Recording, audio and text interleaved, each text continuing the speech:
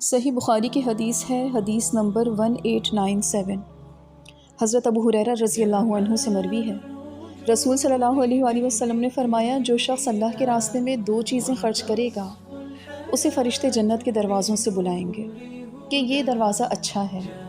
پھر جو شخص نمازی ہوگا اسے نماز کے دروازے سے بلایا جائے گا، جو مجاہد ہوگا اسے جہاد کے دروازے سے بلایا جائے گا، اور جو روزے دار ہوگا اسے باب ریان سے بلایا جائے گا، جو زکوٰۃ ادا کرنے والا ہوگا اسے زکوٰۃ کے دروازے سے بلایا جائے گا۔ اس پر ابو بکر صدیق نے رسول اللہ سے پوچھا، میرے ماں باپ آپ پر فدا ہوں یا رسول اللہ، جو لوگ ان دروازوں میں سے کسی ایک دروازے سے جائیں گے مجھے ان سے بحث نہیں۔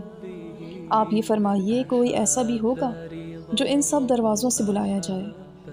رسول اللہ نے فرمایا، ہاں، مجھے امید ہے آپ انہی میں سے ہوں گے۔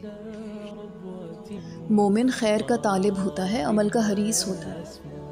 ابو بکر صدیق نے بھی ہماری آسانی کے لیے کیسا سوال کیا، کیا صرف روزہ رکھ لینا کافی ہے؟ نہیں، خواہش تو یہ ہے کہ جنت کے جتنے بھی دروازے ہیں ان سب سے ہی میرا داخلہ ہو جائے۔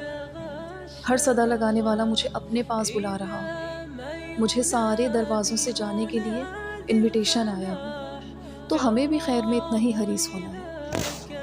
مومن انعام کی طلب میں ایسا نہیں کرتا، بلکہ اس کے نزدیک تو اللہ کی رضا بہت زیادہ اہمیت کی حامل ہوتی ہے۔